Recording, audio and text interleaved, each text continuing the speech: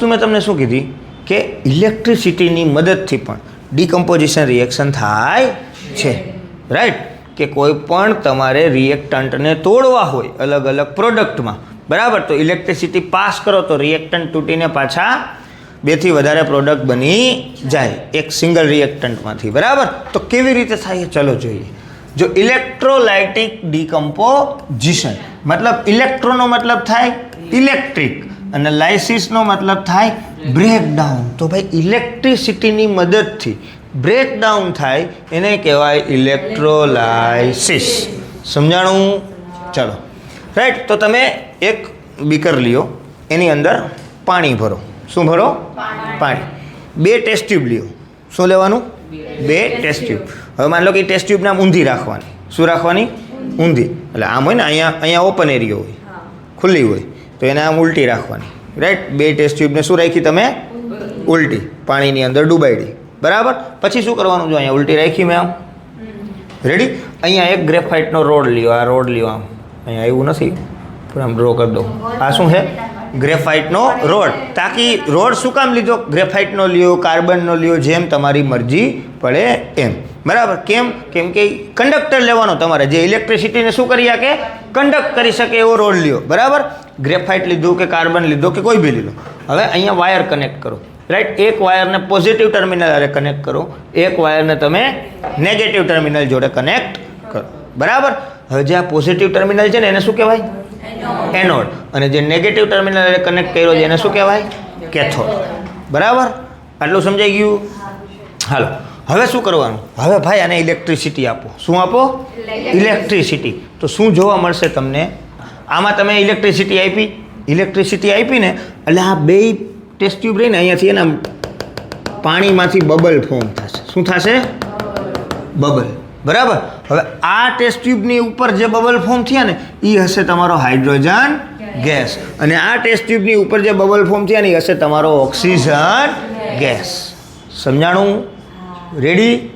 Right? તો આવી રીતે ઇલેક્ટ્રિક કરંટની મદદથી પાણીને બ્રેકડાઉન કરીને હાઇડ્રોજન ગેસ અને ઓક્સિજન ગેસ લેવામાં આવે છે. તો આ ઇલેક્ટ્રિસિટીની મદદથી થયું ને, ઇલેક્ટ્રિક કરંટની મદદથી થયું, એટલા માટે એને શું કહેવાય? ઇલેક્ટ્રોલાઇસિસ, બરાબર? અથવા ઇલેક્ટ્રોલાઇટિક ડિકમ્પોઝિશન. હવે એક ક્વેશ્ચન પૂછું, બરાબર? હું એમ કહું કે મેં એકદમ પ્યોર વોટર લીધું, બરાબર? એક બીકરની અંદર શું લીધું? Pure water. ટેસ્ટ ટ્યુબ નાખી, એકને મેં પોઝિટિવ વાયરે કનેક્ટ કર્યો, એકને મેં નેગેટિવ વાયરે કનેક્ટ કર્યો. ઇલેક્ટ્રિસિટી મેં આપી ને, પણ હું એમ કહું કે એની અંદરથી ઇલેક્ટ્રિસિટી પાસ નહીં થાય. What is the reason behind it? લ્યો તમે પ્યોર વોટર, રાઈટ? તો એની અંદરથી ઇલેક્ટ્રિસિટી પાસ થાય નહીં, રાઈટ? ઇલેક્ટ્રિસિટી પાસ થાય નહીં, કેમ કે એ પુઅર કંડક્ટર છે, ગુડ કંડક્ટર છે નહીં. તો એટલા માટે તમારે વોટરની અંદર કાં થોડુંક મીઠું નાખી દેવાનું, કાં 2-3 ડ્રોપ્સ એસિડ નાખવાનું. શું નાખવાનું? એસિડ. તાકી શું બની જાય ભાઈ? ગુડ કંડક્ટર બની જાય. શું બની જાય? Good conductor. બરાબર? ખાલી પ્યોર વોટર લ્યો તો ઇલેક્ટ્રિસિટી પાસ થાય નહીં. એટલા માટે તમારે સોલ્યુશનવાળું પાણી લેવું પડે, કાં એસિડના સોલ્યુશનવાળું, કાં પછી મીઠું નાખી દો 1-2 ચમચી, બરાબર? રાઈટ? એસિડિક બની જાય વોટર. રેડી? તો ચલો, આ જ એક ક્વેશ્ચન હતો. હવે તમે પાણી લીધું, તો હવે અહીંથી તમે આપો તો જ્યારે પોઝિટિવ સાઈડ છે એ ઓક્સિજનના ગેસ બબલ્સ નીકળશે અને નેગેટિવ સાઈડ હાઇડ્રોજનના બબલ્સ નીકળશે. હવે પ્રોબ્લેમ શું થશે? જ્યારે તમે એક્ઝામમાં લખવા બેસશો, રાઈટ? ખબર તો હે તમને કે એક સાઈડથી ઓક્સિજન નીકળે, એક સાઈડથી હાઇડ્રોજન ગેસ નીકળે, પણ કયો કેના ઉપર નીકળે એ અત્યારે ગોખી લઈશો, પણ એક્ઝામ ટાઈમે આડહળવું થઈ જશે. ઓક્સિજન એનોડ ઉપર હતો કે કેથોડ ઉપર હતો? હાઇડ્રોજન એનોડ ઉપર હતો કે કેથોડ ઉપર હતો? તો યાદ રાખવા માટેની એક ટ્રીક લઈ જઈએ અમે, ઓપીએનના. શું છે ભાઈ? ઓપીએનના. તો ઓ એટલે શું બેટા? ઓક્સિજન. પી એટલે પોઝિટિવ. અન્નાનો એ એટલે એનોડ. મતલબ ઓક્સિજન છે એ એનોડ બાજુ હશે ને એનોડ કેવું હોય ભાઈ? પોઝિટિવ. સમજાણું? ઓક્સિજન છે એ એનોડ ઉપર ફોર્મ થશે ને એનોડ કેવું હોય?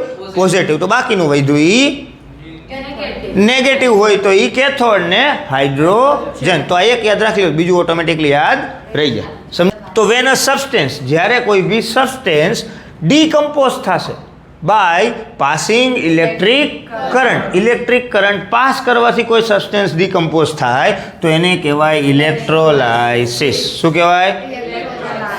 સમજાઈ ગયું?